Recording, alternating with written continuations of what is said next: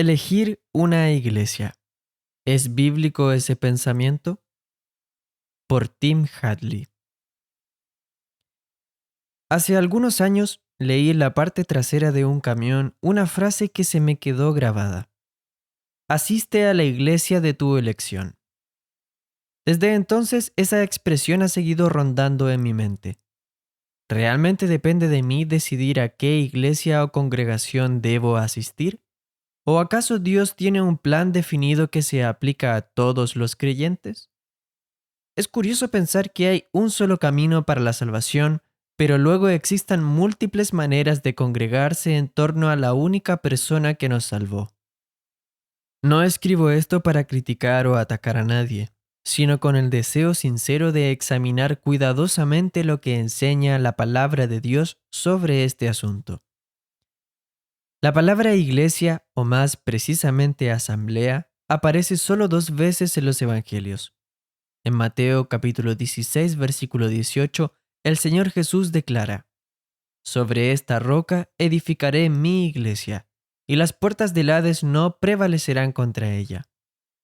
Aquí se refiere a la iglesia universal. La segunda mención está en Mateo 18:20, en el contexto de la disciplina.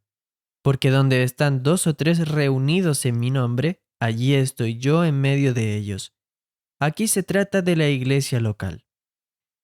Ambas referencias apuntan a algo que en ese momento aún era futuro. Edificaré mi iglesia.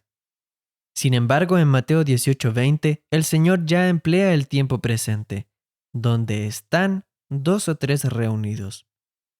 Esto no es un detalle menor.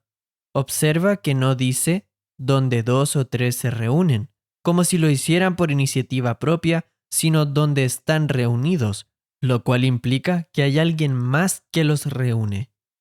Ese alguien es el mismo Señor Jesús, quien por medio del Espíritu Santo congrega a los creyentes como iglesia. Un verdadero cristiano no debería decir con ligereza: creo que me congregaré con esta o aquella iglesia, como si se tratara de una decisión o preferencia personal. No, no somos nosotros quienes nos reunimos por cuenta propia, sino que es el Espíritu Santo quien obra para congregarnos al nombre del Señor Jesucristo. Es una obra que viene de afuera de nosotros, que nos atrae para congregarnos a su nombre. Escuchamos el llamado a congregarnos a su nombre y respondemos a él, así como un día escuchamos el llamado a la salvación y respondimos: ¿o acaso tú todavía no lo has hecho? Escuchemos pues el llamado de Dios, quien desea llevarnos a la comunión de su Hijo. Fiel es Dios, por medio de quien fueron llamados a la comunión con su Hijo Jesucristo, nuestro Señor. 1 Corintios 1:9. ¿Dónde se encuentra esta comunión, la comunión de su Hijo? Por supuesto, cada creyente puede disfrutar de comunión personal con Cristo, pero el pasaje se refiere también a una comunión colectiva, a la que todos los creyentes han sido llamados. Precisamente ese es el significado de la palabra iglesia, eclesia en griego, llamados fuera y reunidos en torno al Señor Jesús. Así que el llamado a la comunión de su Hijo implica el estar congregados a su nombre. No nos reunimos por nuestra cuenta. Es Dios quien nos conduce al lugar donde Él desea que estemos congregados, al nombre de su Hijo.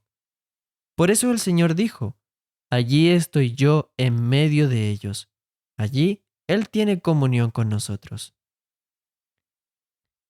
Congregados en mi nombre. ¿Qué significa? La expresión congregados en mi nombre merece una mirada más detenida. Por supuesto, toda iglesia o congregación afirmará que sus miembros están reunidos en el nombre de Jesús. ¿Pero es realmente así? Dios desea que nos congreguemos exclusivamente en y al nombre de su Hijo. Ese es el único fundamento sobre el cual podemos reunirnos. Esto significa mucho más que simplemente usar el nombre Jesús. En la Biblia, cuando alguien preguntaba: ¿en qué nombre han hecho esto? Por ejemplo, Hechos 4:7, en realidad quería saber con qué autoridad actuaba. Permítanme agregar una ilustración para explicarlo. Si alguien toca a tu puerta y dice: hola, soy Hans Schmidt, muéstreme sus cuentas bancarias. Probablemente le cerrarías la puerta en la cara. Pero si él agrega, soy Hans Schmidt del Servicio Gubernamental de Impuestos, entonces todo tendrá otro color. No es el nombre Hans Schmidt lo relevante, sino la autoridad que representa. Así también congregarse en el nombre de Jesús va mucho más allá de lo que muchos creen. Implica que estamos reunidos bajo la autoridad del Señor Jesús. La única forma de hacerlo es congregándonos en conformidad con su palabra.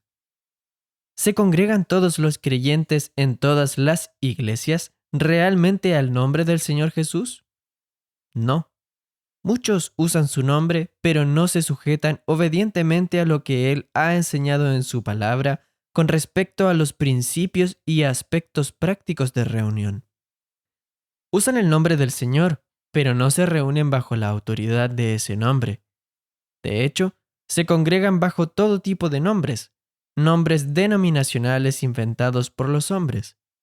Muchos de estos grupos tienen estatutos o constituciones que dirimen su curso, y algunos incluso ignoran el hecho de que Dios solo congrega a quienes han sido verdaderamente redimidos en el nombre de su Hijo, el Señor Jesucristo.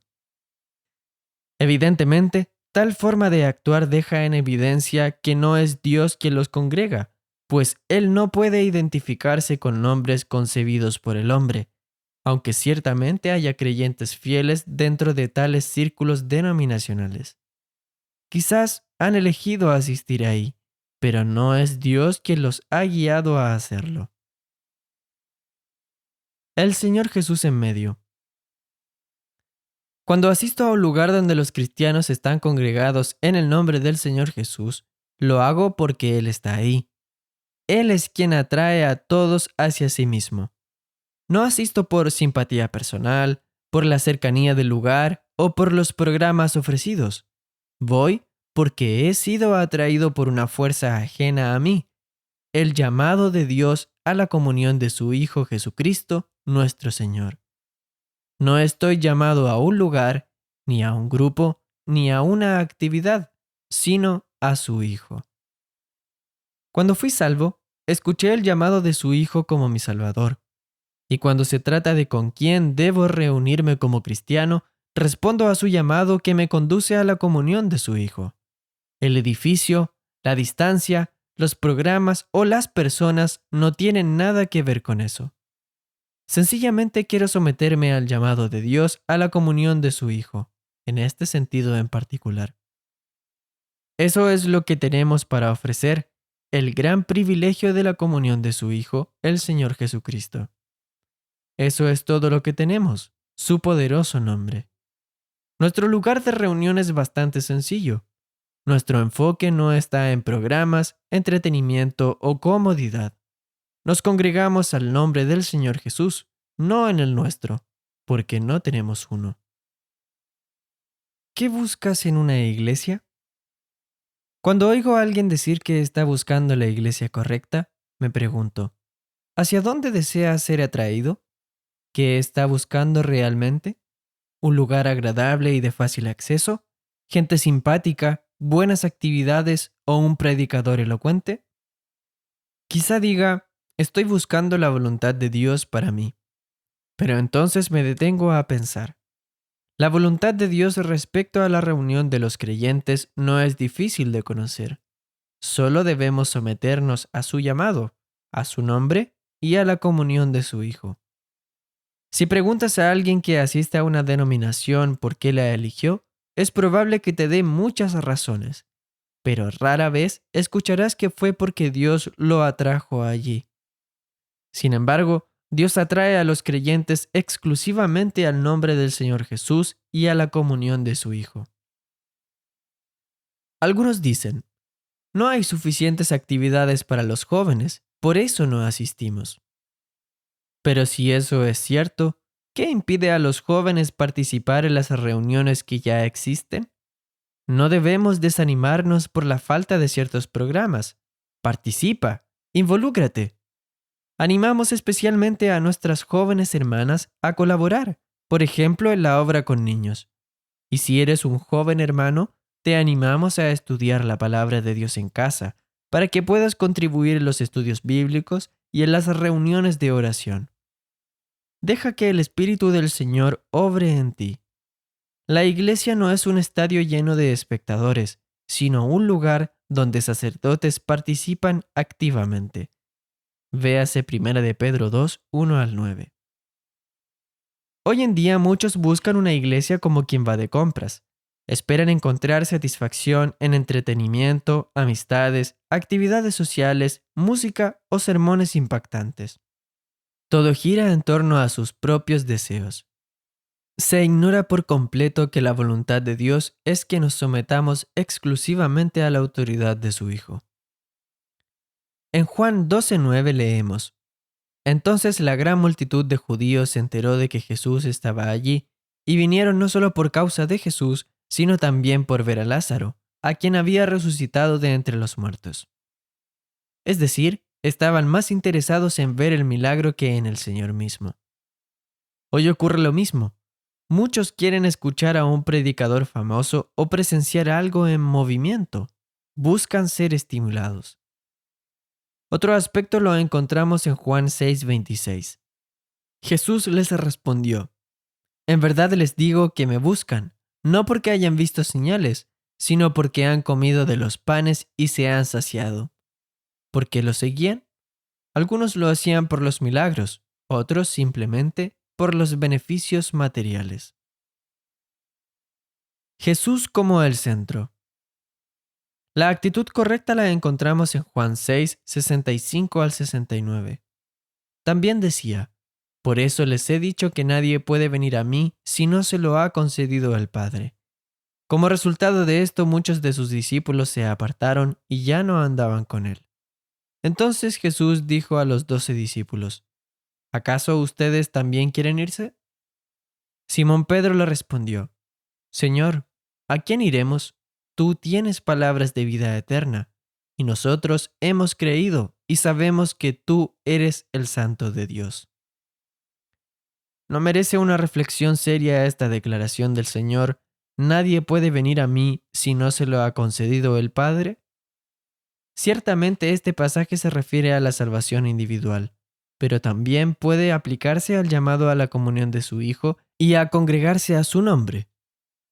Muchos se apartaron del Señor porque sus palabras no se ajustaban a sus expectativas. Esperaban algo distinto de Él. Cuando Jesús preguntó a los 12 si también quería marcharse, Pedro le respondió con una confesión inigualable: Señor, ¿a quién iremos? Tú tienes palabras de vida eterna. ¿Deberíamos entonces buscar una iglesia o simplemente congregarnos al nombre del Señor Jesús? Esa es la verdadera pregunta. Espero que ahora puedas decir: aunque muchos buscan la iglesia de su preferencia, he comprendido que no se trata de lo que a mí me agrada, ni de lo que me resulta cómodo o atractivo, sino de lo que Dios ha revelado en su palabra. No se trata de las personas que asisten, ni de un credo confesional, ni del predicador o los líderes, ni del coro, ni de los programas. Se trata únicamente de Cristo. Una fuerza que no proviene de mí mismo me llama y me convence de congregarme con creyentes que han sido llamados a la comunión de su Hijo. ¿Y cuál es esa fuerza? ¿Ese llamado? Es el poder convincente del Espíritu Santo que al leer las Sagradas Escrituras me muestra con claridad el camino conforme a la voluntad de Dios.